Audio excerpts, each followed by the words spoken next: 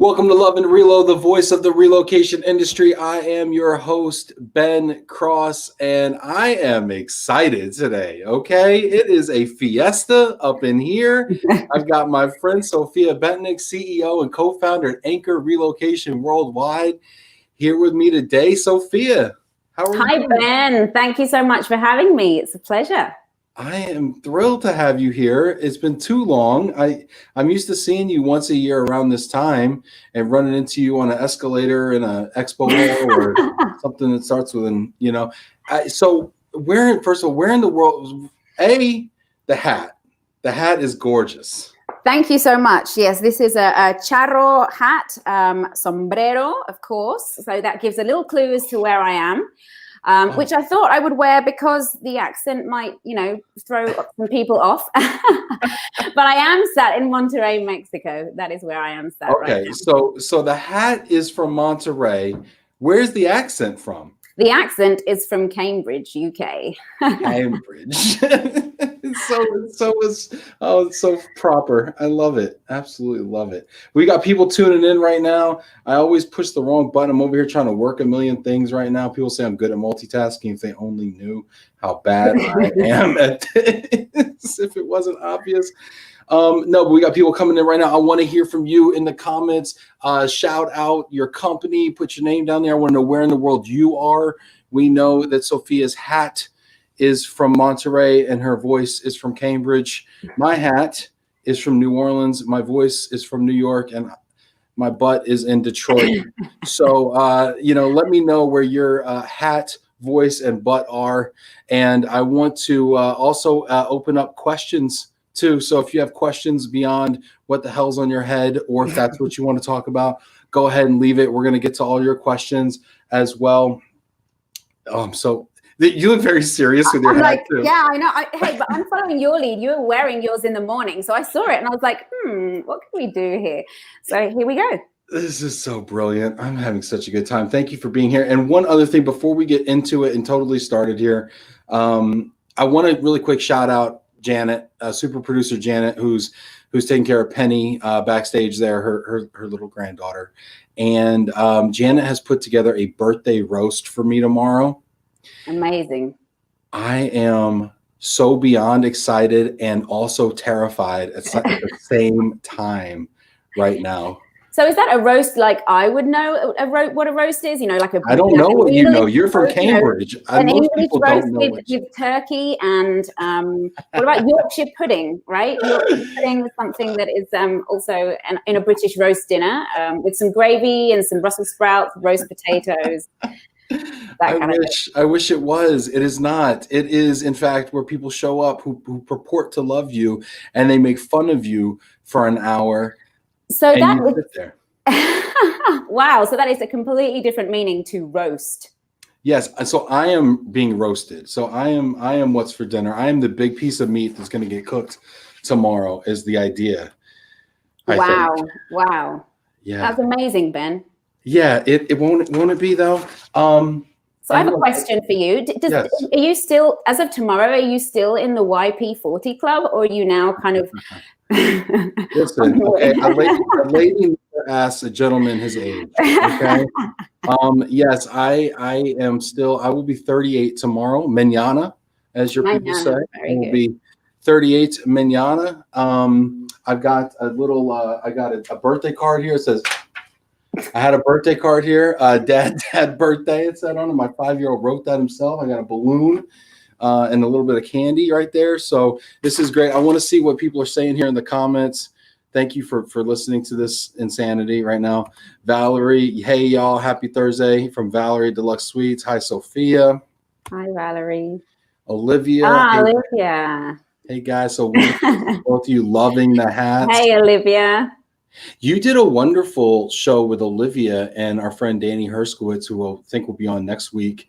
What was, and I think was Lynn on that? And too? With Lynn, yeah. We did a panel on women leading through crisis. And it was super interesting. It was a really great conversation. Danny did a really great job of moderating that. We had a lot of fun. Nice. Well, I want to talk about leading through crisis. I'm also having Lynn on next week. I basically feel like I'm just second fiddle to Danny Herskowitz right now because I'm just doing all the redo. Tracy Denora, Bob Russo, good afternoon, and you still have your hat on. Yes, Tracy. Since the morning. So the reason I wore this hat in the morning was because I had the honor of speaking at the New Jersey Warehousemen and Movers Association. I have my little mark on my head. And they wanted to talk about disruption and all sorts of things. So they found the most disruptive person they could find. And we had to talk. Where's their hat slightly tilted? Slightly Yeah. Sconce, you know. It's great, Ben. It's good. I think you should wear it for your birthday tomorrow, for your birthday roast. I think I may. You know, that's a fabulous idea. Mena from Dubai. It's good to see you, Mena. Haven't seen you in a while. Sandra, what's up? Charles Beatty, Christina. Oh, hey, Christina. So you know Christina also? I do know Christina. And here I thought you were so proper. From Worldwide ERC, yeah, I think that's where Christina and I know each other from. So speaking of Worldwide ERC, speaking of Christina and how you know her, how did we meet? Because I remember I see you every year. I know we're friends. It's all hugs and good times, but how did we even meet? So, and actually, I'm surprised, Ben, that you don't remember, but it's okay. I'll forgive you. So it was at the YP40. It was at the YP40 like happy hour thing. It was my first ERC conference. See, I was drunk. Yeah, it was happy hour. Yeah, it was my first conference. I think it was the one in San Antonio. And it was, yeah. That was my first conference. Oh, was it? Okay. Yes, and it was down on the boardwalk or the river walk. Yeah. So that was the first conference that I went to, and I kind of walked in there. I was like, "Gosh, I don't know anybody here." I really had no idea. And you came up to me and you introduced yourself, and that was it. You were so great, and you introduced me to other people, and we had a really great time. That's how we met, then. Yeah. Yes. San Antonio. That was when they called it the National Relocation Conference, the NRC. Yeah. Predecessor to the Americas Conference, which is predecessor to no longer being in existence, I think. And so yeah. So that was now that makes us old. I think now that we talk about conferences that don't exist anymore. Back in my day, we used to be on the Riverwalk.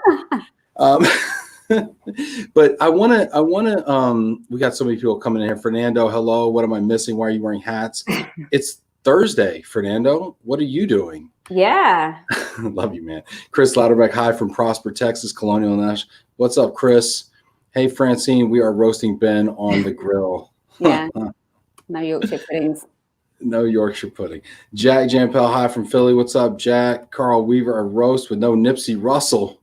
Hey, look at the Nipsey Russell. Look at the American rap references. Carl, what is up, Carl? I love your hat, Sophia. Thank you, Francine. Hat is fabulous. Hello from Tequila, Michael Quigley's bar name. Janaína, buenas tardes, amigos. Buenas tardes. Yeah, Laura Gazian, hello. So, okay, I got to understand. How does a lady from Cambridge end up in Monterey in global mobility? Tell us your story. Yeah, so I grew up in Cambridge in the UK, but my mother is Mexican. So I always kind of had that, side of things in my family, in my blood, in my kind of daily life over in the UK. And we would come and we would visit sometimes here in Mexico. And it just kind of got to the point where I was like, hey, you know what? I want to go spend a year in Mexico. I want to kind of live that part of my culture and see what it's like. And that was 19 years ago. So did you did you come and then did you never go back? I never went back. I never went back. I just fell in love. Do the authorities know you're there? Yeah, I fell in love with it. I mean, I really, really did come to love it. And then, of course, I met my now husband and whatnot. So, yeah, that's how I ended up here. And then, of course, as what happens with a lot of people, I ended up meeting a whole bunch of expats and people who had these they had these terrible stories to tell me about what life had been like for them adapting, coming into the country. And I was just like, hey, why is nobody helping these people? You know, what's going on with that? And of course, I had no idea what relocation was. Nobody does. I think everyone kind of falls into this industry. You know, you don't grow up thinking, hey, I'd love to be in relocation. That sounds amazing. So that's where it came from, you know, just meeting lots of people that needed help and wanting them to fall in love with the country that I did as well. So yeah, that's how it all started. And it founded it in 2008. 2008.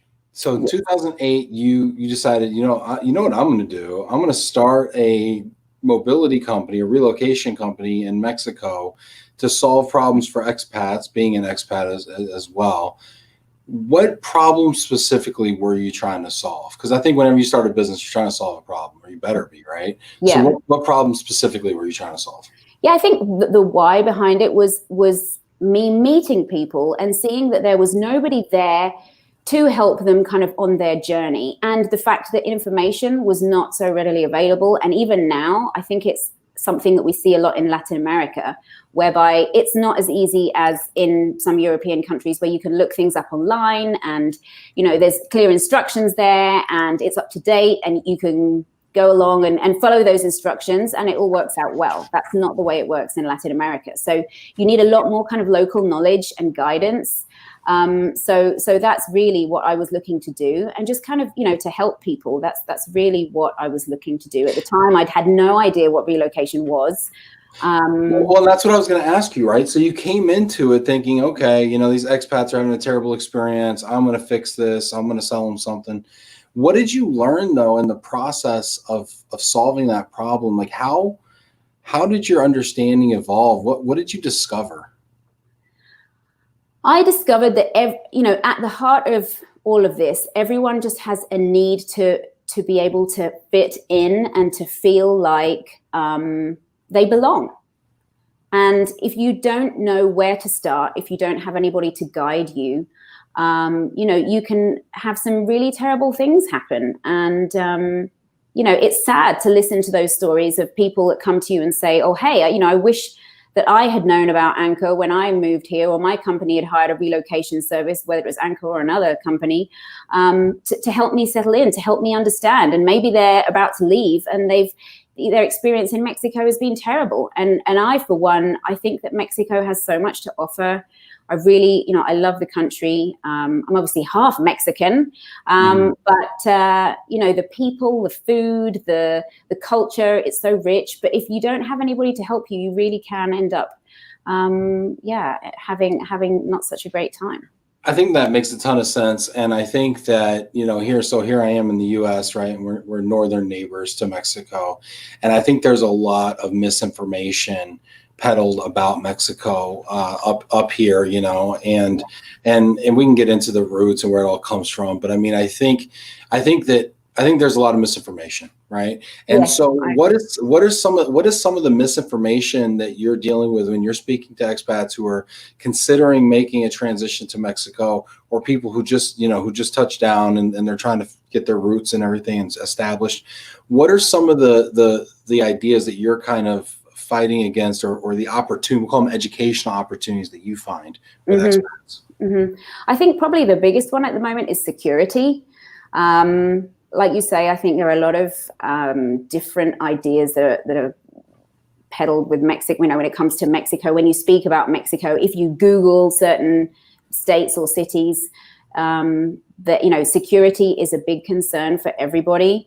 And I think it is in a lot of Latin American cities in general. You know, if you think about Sao Paulo, if you think about Bogota, Colombia, you've got lots of different places that have some security concerns, but don't they all? I mean, same in Detroit, right? Same in Chicago, in London, wherever you are, it's just different. It's a different type of insecurity. And so I think people perhaps imagine that they are going to be, you know, in a place where, I don't know, gunfights are kind of going to break out all around, and that's definitely so that doesn't happen, because that doesn't happen. How about when you're wearing that hat? Does someone? Yeah, I mean, and this is another thing. People don't go, you know, they're not walking around wearing hats like these. Which actually, if you don't mind, I'm going to take off because it's really, really heavy.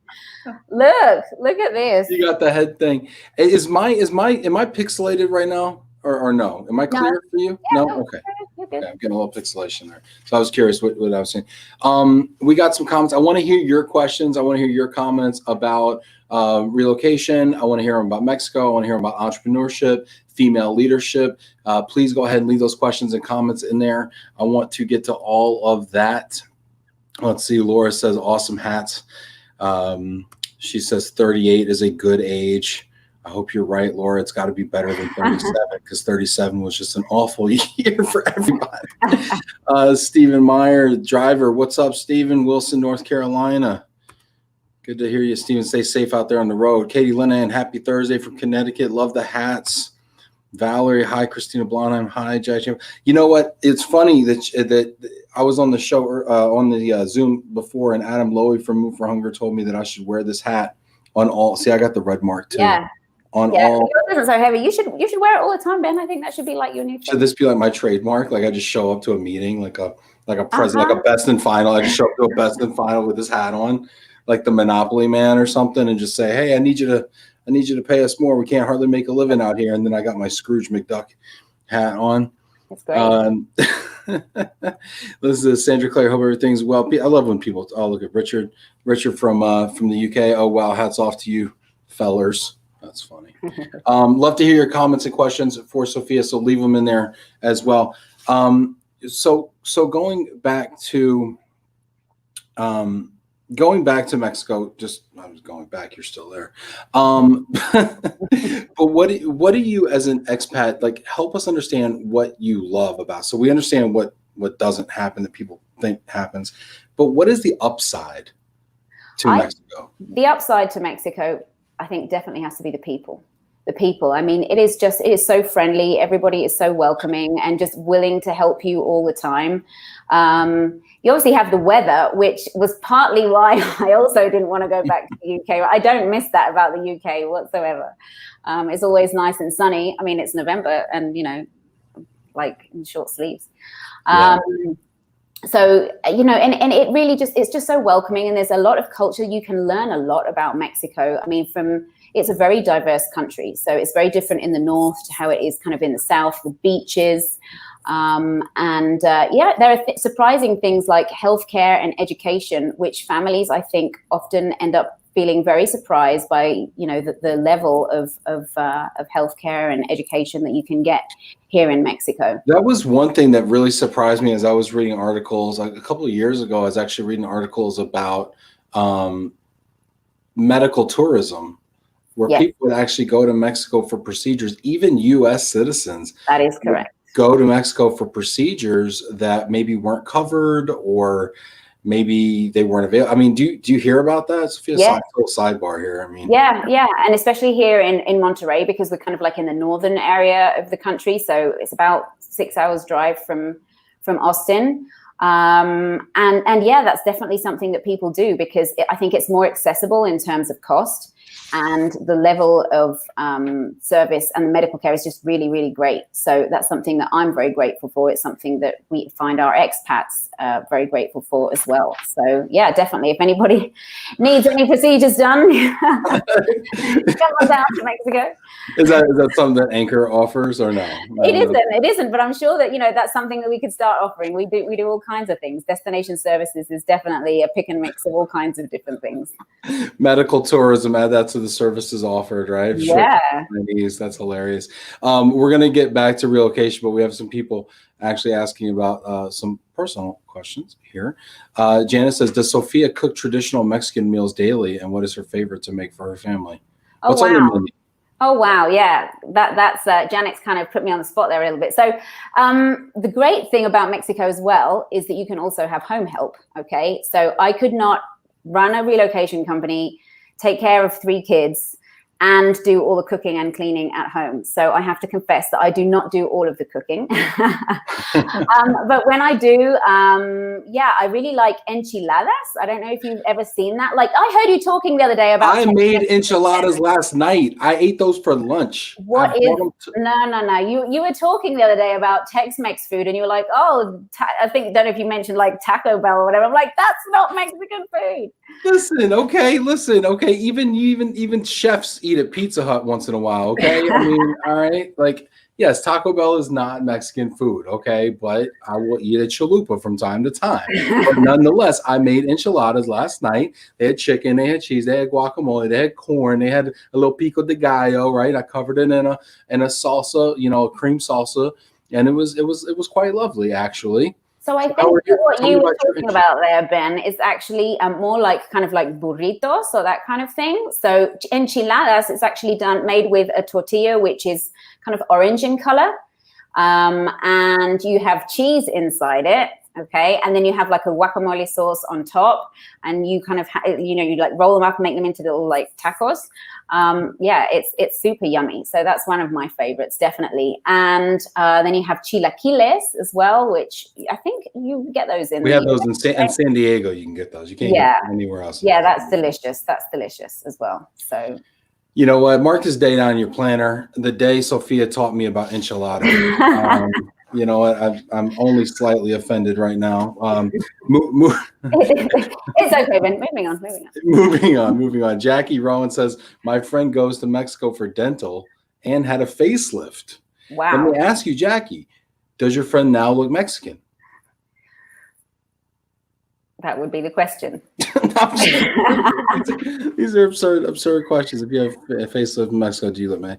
Thank you, Janet. Thank you very much. I knew that somebody saved me over here. Carl, if you were going to wear the hat all the time, you need to go full Mr. Peanut and get a monocle. Mr. Peanut's actually dead, Carl. Moving on. Gary Vaynerchuk killed his media company, killed him. Oh man, these are the jokes, people.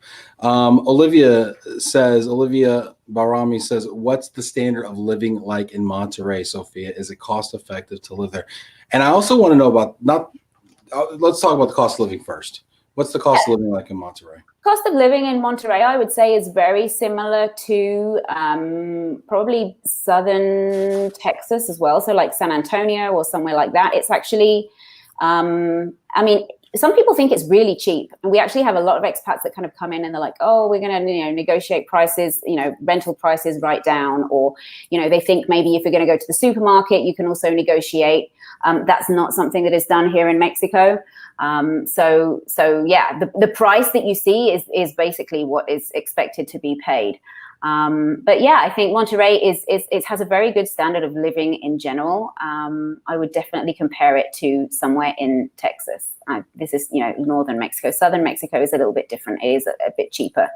I can just see expats at the supermarket trying to negotiate the price of things. I mean, if people did that in the U.S., they'd be looked at like they were absolutely insane. Yeah, that's true. But it's funny because it's just the stereotypes that people, you grow up thinking, and that's partly why I brought the hat, right? People see that and they immediately think of Mexico. People think of sombreros, they think of cactuses, they think of, people, I don't know, donkeys on every corner or whatever. And that's not the way it is, So I think that we have a lot of expats that end up actually coming back after they've left. And some of them actually look to buy second homes here. And as you know, like San Miguel de Allende is also a place that is very popular with retirees from the United States. And I think it's because, Mexico has this side of it, which is very friendly and welcoming, and that and it's very sunny. So people love it. So I want to ask you, tell us a little bit about Anchor Relocation, right? So Anchor Relocation Worldwide, your company, what do you do? So we do destination services. Mainly, we have a great team that we work with for immigration as well, and household goods as well, Ben. I know that's your favorite topic. So yeah, that is pretty much what we do. Destination services, we do everything from, home searches, school searches, orientations, cultural training, language lessons, all that kind of thing. So, and then we have our office here in Monterrey. We're in Mexico City and in places like Guadalajara, Aguascalientes, and lots of other cities that maybe you haven't heard of. So I won't mention them all, but we have national coverage more or less. So of the services that you offer, obviously we know household goods is most important, but besides household goods, I'm just kidding. This has become, as I talk to more people, especially people in Latin America, it becomes obvious that, that household goods is not top of the list. I heard your conversation the other day with, was it Robin, cross-cultural training and whatnot? Yes. You saying that like she was pushing the cross-cultural and she was saying, let's get rid of the household goods side. Oh, because Jack Champel says, well, if you're going to get rid of the, if you're going to do cross-cultural training and you have a budget, you have to get rid of something else. What do you get rid of? And Robin's like, oh, you don't need to ship anything. And I'm like, what are you talking about? Mute. No, but it's all fun and games. But seriously though, people coming to Monterrey or other parts of Mexico, what are, give me the 3 most important services that, in your opinion, that an expat must have, because there's HR people and policymakers out there that might be watching this, right? And as they're crafting mobility policies for people coming to Mexico, it's easy, I think, sometimes to overlook the importance of things until you yourself are in it, right? And cultural, right, is one of those things that people they don't think of the importance, right? So in your opinion, if someone is watching this right now, what are the top 3 things that you think they absolutely must have in their relocation policy?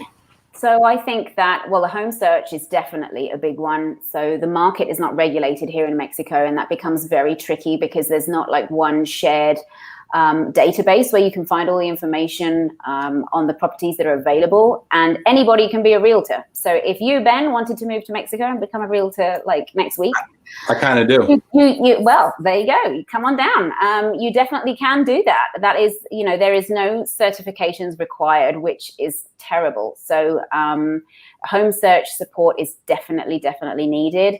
I would also say, I think the cultural side of things, and I will go back to that conversation that you had, I do think it is very important, but because of the cost that is involved, I think that's really overlooked a lot by HR. But I find that whether it's people who already speak the language, and so perhaps they feel like it would be easier for them to settle in, that side of things is just generally overlooked.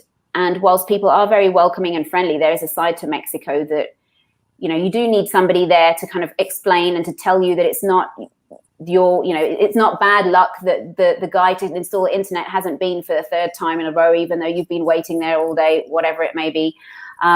You need a lot of patience, and you need somebody to kind of carve out the path for you as you go along. So home search, some kind of cross-cultural training or orientation program, and then some settling in support.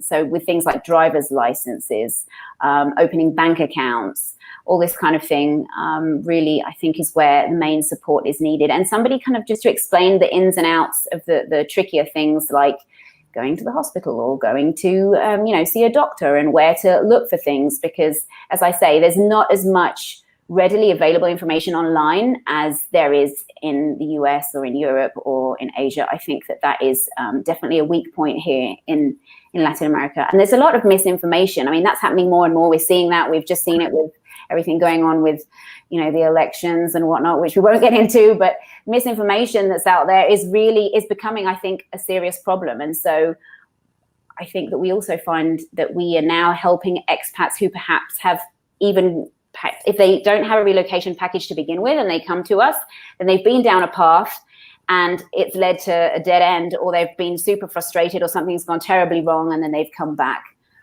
to us, usually through HR, to hire our services. So nice. We got questions coming in, comments. Please continue to leave those questions and comments. If you haven't already, hit that like, throw a little heart out there, a little corazon to Mexico. That's the one, Ben. Very good. There you go. All right. Let's see here. Sandra Clary says, definitely, Sophia, the people are so warm and full of life, and there's so much love about Mexico. Mena from Dubai has a question, actually. It's usually the culture that is concerning the expats when they are relocating and how their families are going to adapt. How are you managing that? I think a lot of relocation has to do with expectation management from the very beginning. So what is it that you are expecting, and what context are you coming from? And then we can obviously help to match that to reality. But again, cross-cultural training, orientation programs. And then, of course, at the moment, you've got COVID in there, which is, really kind of messing everything up, and people are even more kind of stressed than normal. Interestingly, Mexico hasn't actually closed its borders at any point. So we have been helping expats through this time. So not only are they dealing with how they're going to adapt and what the cultural concerns are, but also what does it look like on the ground here in Mexico right now? Well, let's talk about that, right? Because I think COVID, I mean, is the elephant in the room always, right? And so how has COVID impacted relocation in Mexico? And maybe give us kind of a timeline, right? Sure. So we can kind of think about it. Yeah, so we locked down in March, the end of March, like everyone else did. They closed schools, they closed restaurants, everything was closed down. The problem, I think, again, that we have here is misinformation. So the government, the numbers that the government are providing, I wouldn't necessarily say are very transparent. And then, so that lockdown happened at the end of March, and schools have not opened since then. So no kids are at school. And I think that is something that, whilst I understand it, it's also very difficult to deal with in the long term. The borders never closed. Immigration remained open the entire time. So that was kind of like a blessing in disguise for us, because that we were able to stay open and be able to support our expats and our assignees that were maybe, coming in early or coming in a bit later. Immigration didn't close. But again, that's complicated, because then you've got the added issue of, are they coming from a country where things are closed? And there's no quarantine here either. So you can kind of come and go as you please, which is kind of amazing considering that the schools and everything else are shut down. Why was that? What was the rationale? What was not that you made this public policy, not that you said, okay, this is what's happening. But what was the rationale there about keeping the borders open with no quarantine, but yet closing businesses and other things? I have no idea, Ben. I mean, in my opinion, that was really not the best thing to do. Additionally, we had no government help. So throughout this entire pandemic, from March until now, all of us business owners have had to do everything alone. We have had no government support whatsoever. So like how in the US here, we had PPP loans and there's some stimulus and things like that. You're saying that business owners have not received any of that? Nothing, not a penny. So not only that, and you've got to kind of be able to keep all your staff on, right? So we have a staff of 13 people, and we had to keep afloat for this entire time when you have no new relocations coming in. So yeah, being able to adapt and kind of pivot quickly to deal with that was a real challenge. I'm not going to sit here and say it wasn't. It really has been. And I do think that is something, perhaps the downside to being here in Mexico, is that you can't rely on the government for anything. You've kind of got to be prepared in your own way for anything that might happen. And in this case, nobody ever imagined that a lockdown would happen for this long. So interesting you say that. So, and this is one of the things I love about this experience, getting to talk to people across all over the world, right? Is because here in the US, we kind of complain about big government, and how government's interfering or overbearing or telling us what to do or whatever. But I mean, hearing you say that, like, not being able to have government support, when your business is, not your words, but I mean, some people's business is on the edge. It's going out of business. They can't pay their bills, things like that. Having that safety net and knowing that somebody's kind of invested in your success, so that, because they understand that that's how jobs, are insured. Yeah. I think that's the fascinating flip side when we look at the role of government in our own country. What are your thoughts? I think that is a blessing that you take for granted, and because I've seen both sides, and I still do. So I still have family in the UK.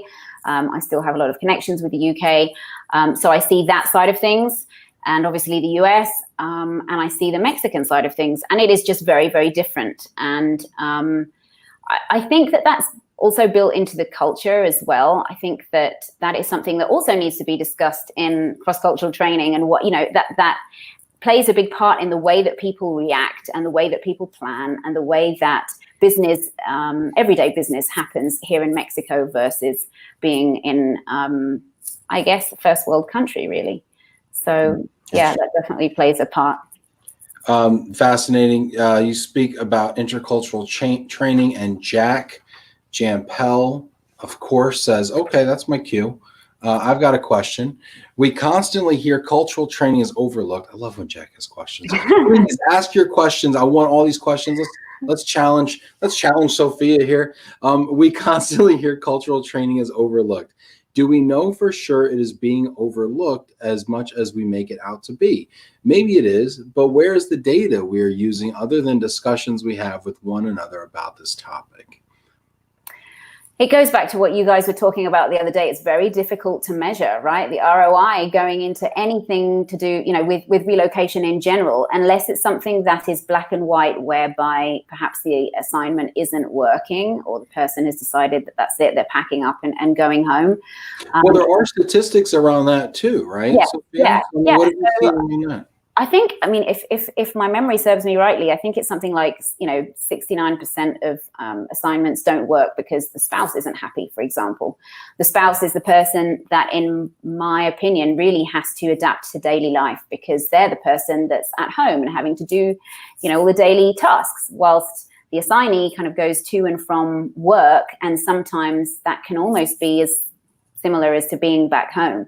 So, I think that really we have to remember that relocation is, there's a human aspect of it, right? That's why we're in this. That's how it started. I mean, I found relocation, but the reason why I kind of stumbled into the industry was because I wanted to help people to understand the culture and the place that they're in. And so if we lose sight of that, I think we can end up getting mixed up in policies and just kind of standard services. But I think it's important to always look at what is the actual human need that is there. What is it that people still need today? And I think with the pandemic, for me at least, it's been even more noticeable. The fact that people who perhaps have relocated, I'm just going to give Mexico as an example, but they've relocated to Mexico, the pandemic has hit, and they have no idea who to turn to, who to go to. They feel lonely because they haven't been able to get out and perhaps, if it's a family, meet people through the school because the schools are closed, and tension runs high. And I think that if we're not in touch with that side of things and we're not speaking to our assignees, then, these things can accumulate and lead in the end to somebody saying, that's it, I can't do it anymore.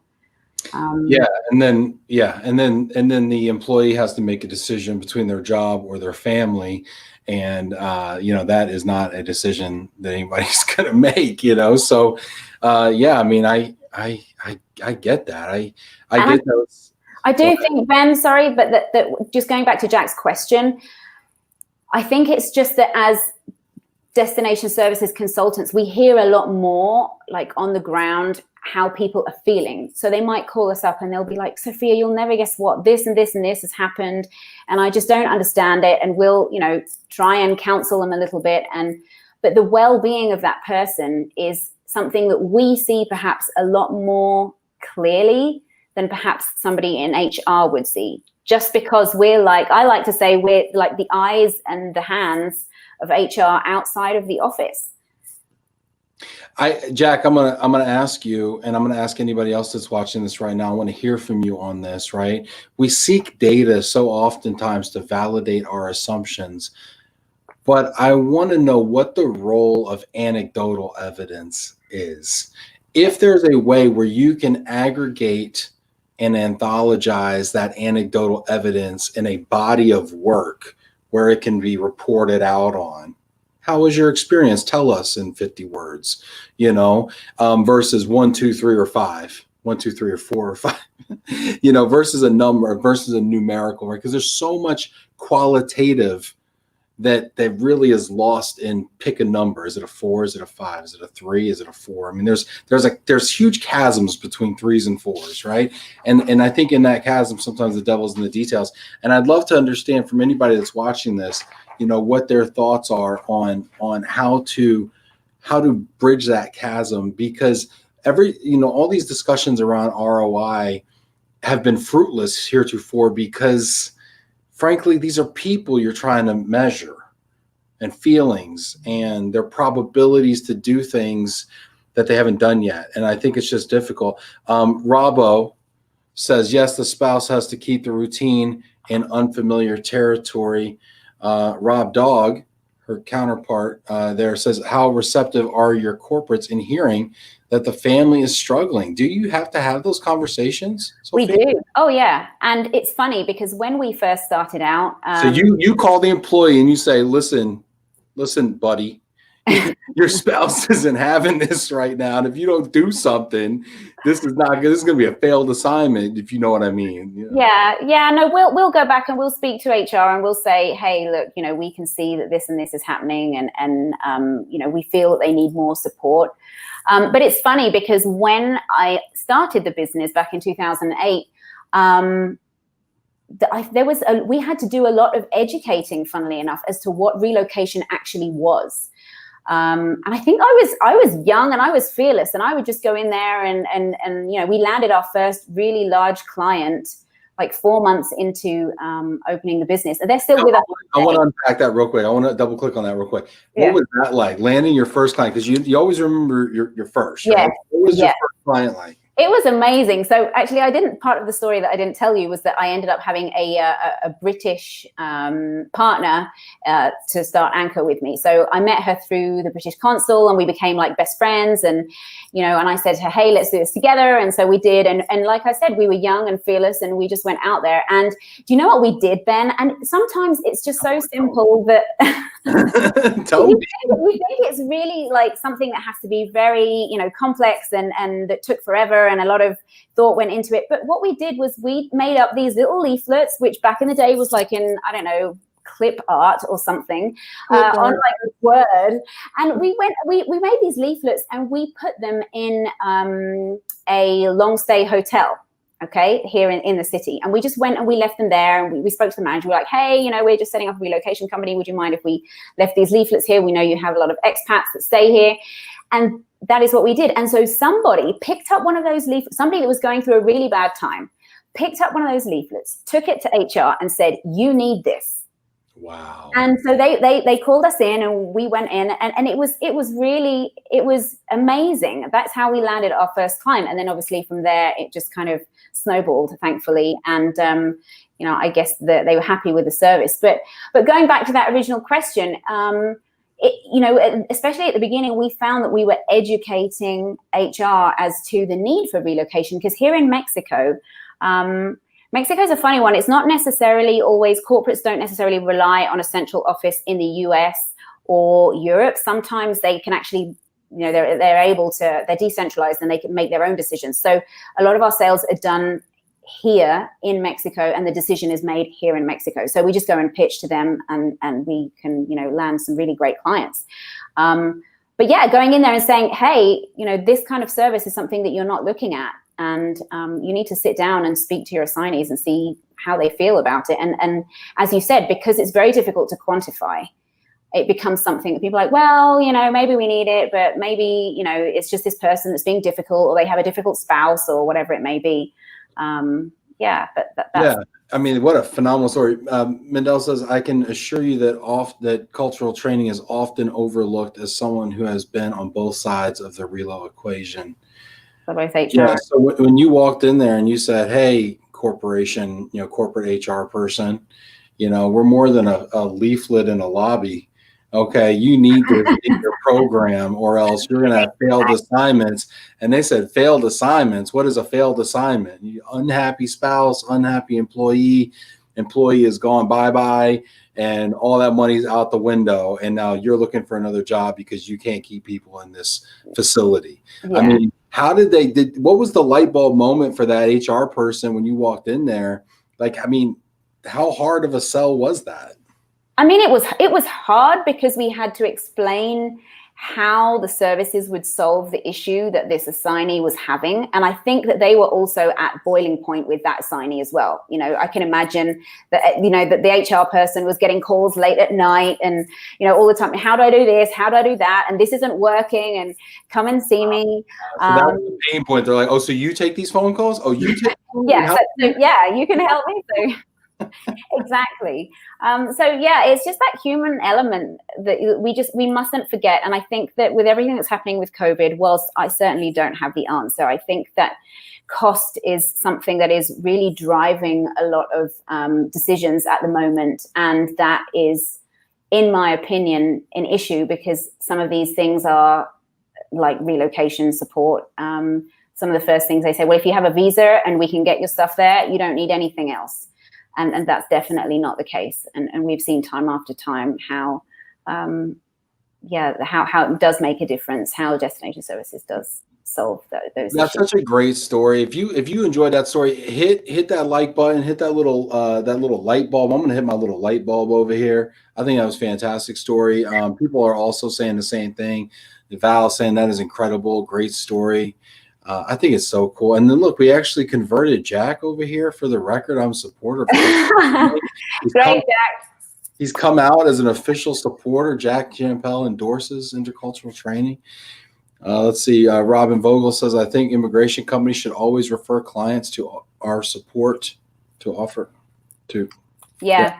And the other difficult thing, Ben, is that you can't measure what it would have been like with and without that relocation support. So we say to people, we understand, we want to empower your talent so that they can arrive and do what they're here to do, which is be really, get on the job straight away, be 100% productive. But it's very difficult to measure what that would look like with and without that support on the ground. Yeah, Jack says, reminds me of lump sum conversation. The companies who truly value employee experience provide full managed move and cultural training.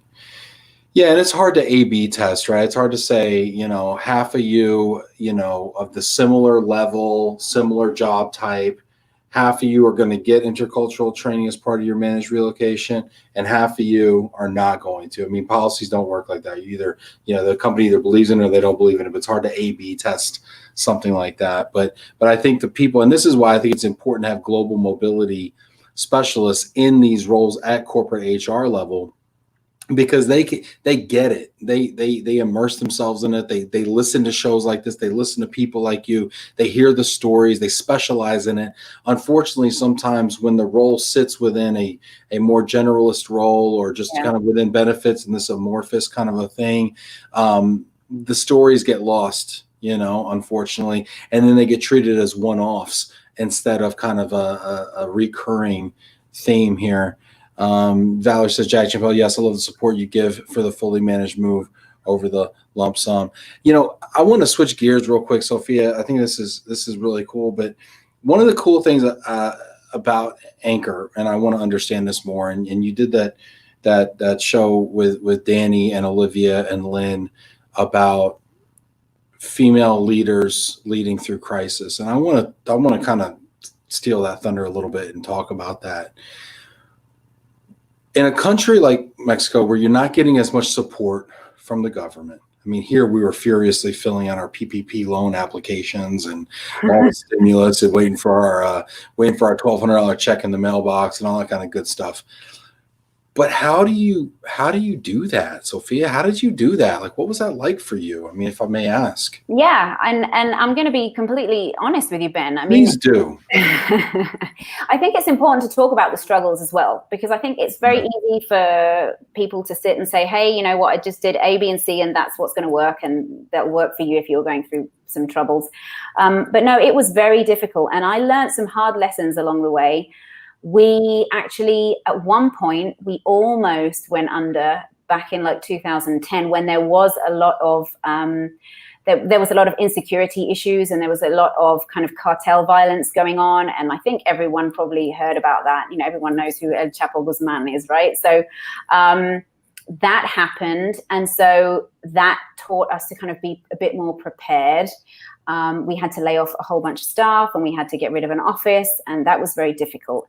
Had you grown, Sophia, I just want to ask you about had you grown too fast? Is that why you had to scale back, or was it just totally out of your control, and no matter what you had done prior? It was totally out of our control. I mean, it got to the point where everyone was just like, let's get all the expats out of here. You know, everybody has to leave.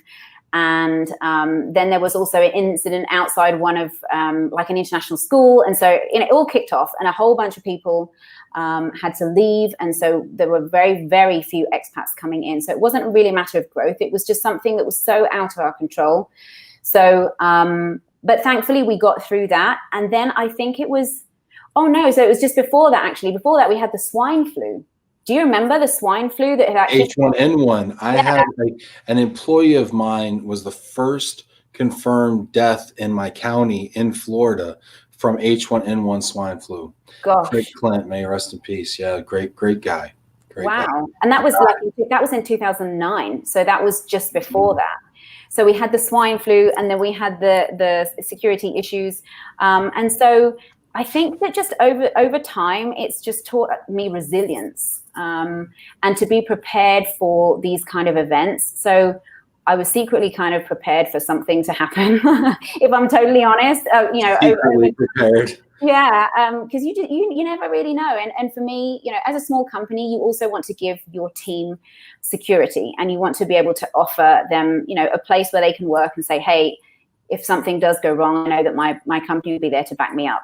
And as I said, we haven't let anybody go throughout this entire pandemic. And it's really those past experiences taught me resilience in order to be able to lead in a moment like this. But funnily enough, I think the thing that's been most difficult for us has been the mothers. So my team of women, mainly, that's not something that I've done on purpose.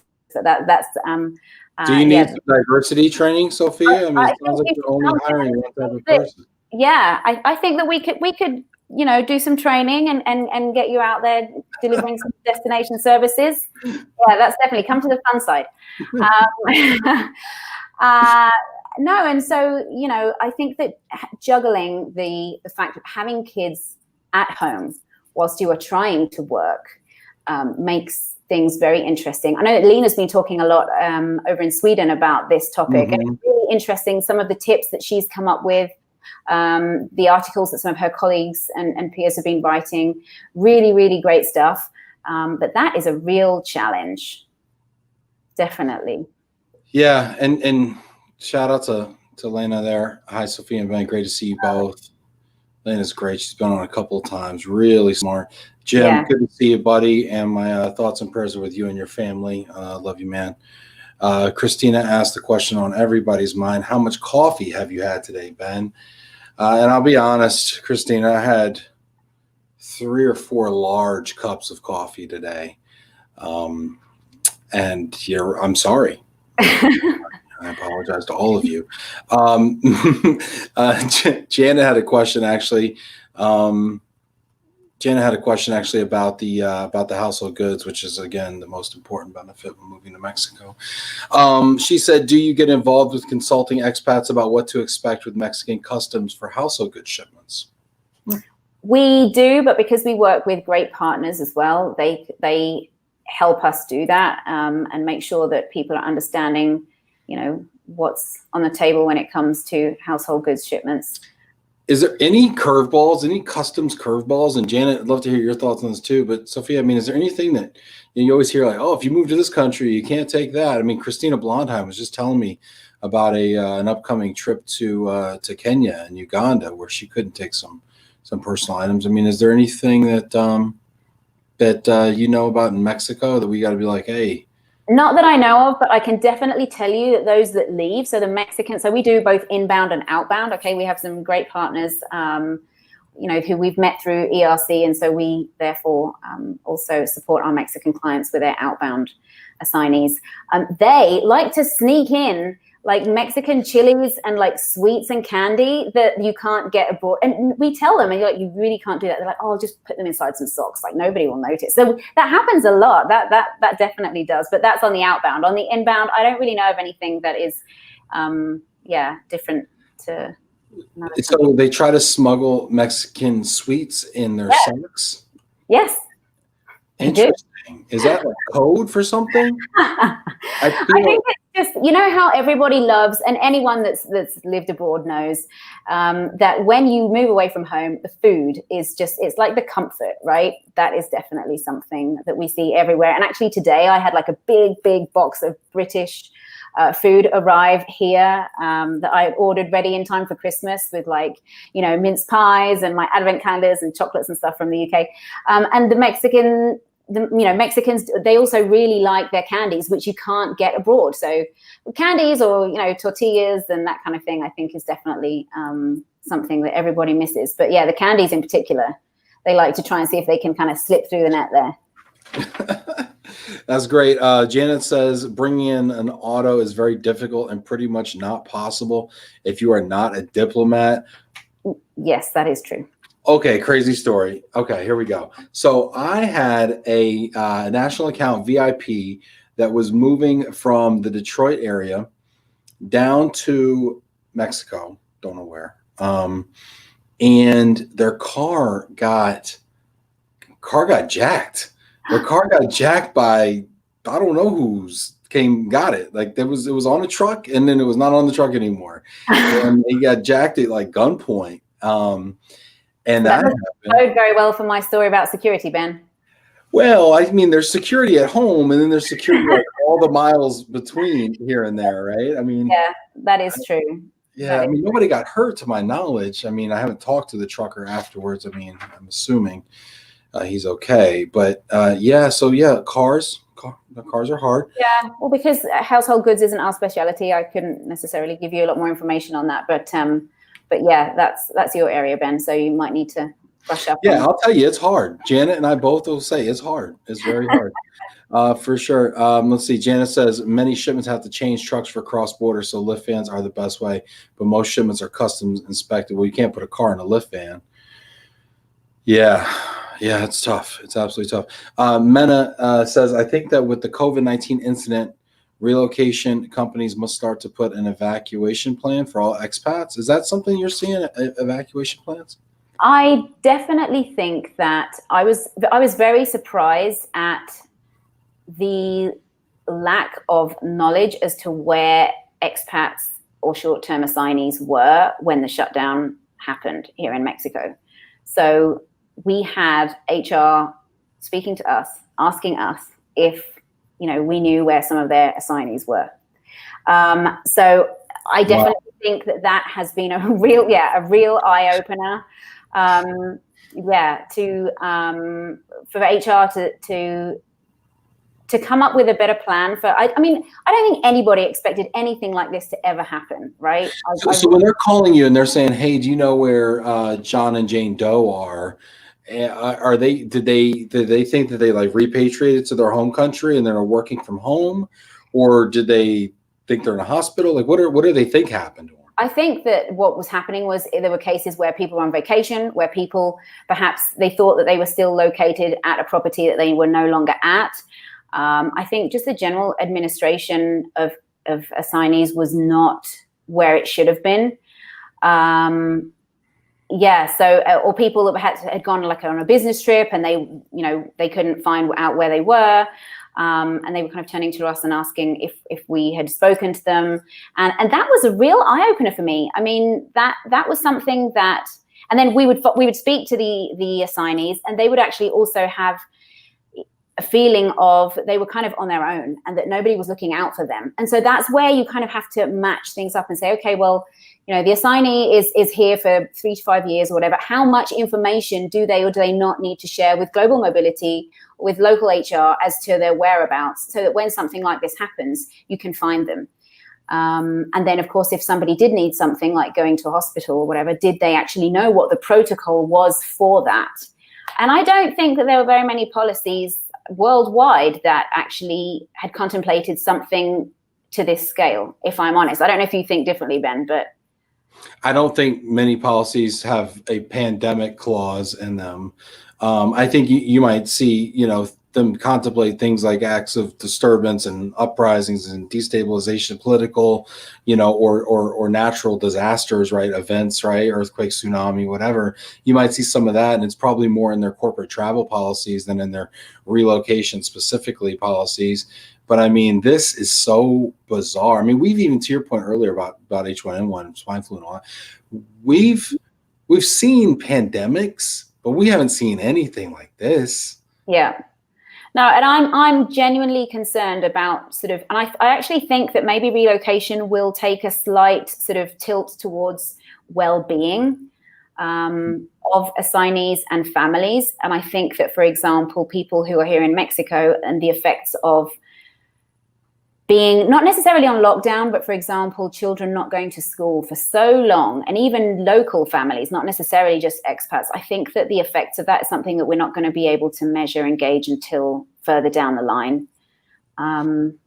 Yeah, it'll definitely be interesting to see what the long-term effects are between kind of the school disruption. And I mean, my kid just started going online this week, actually. He's logging into he's a little 5-year-old logging into a Zoom call in my office now. And it's just it's cute, but it's sad. It's like, I hope he's okay, So your kids are not in school either, Ben? Like, where in Detroit are you guys not? So, hold on, where are my kids at? There they are, right there. That one right there is 5. That one is 2, and this one right here was in in-person school at a private school, because at first they were not going back to public school, so we put them in a private school so he could have the in-class experience. That was my wife's call, and I let her do whatever she thought was right, and so we did that. And then there was a COVID outbreak at the school, and the school was in a church, so 3 people at the church had COVID. So then they shut down the whole church, or the whole building. And they're going to be at home now for 2 weeks. Now, the interesting thing is those 2 weeks, by the time they come out of those 2 weeks, it's going to be like Thanksgiving around here. And I could see them doing a total lockdown for a few months, frankly. So who knows? Wow. Yeah, I think that maybe the answer there, and something that I'm actually doing with 2 of my kids at the moment. So I have 3 kids. 2 of them at the moment are participating in like a micro school set up. So there's a bubble where they have 7 kids, including my 2. And so they are meeting in person, but because it's such a small group, right.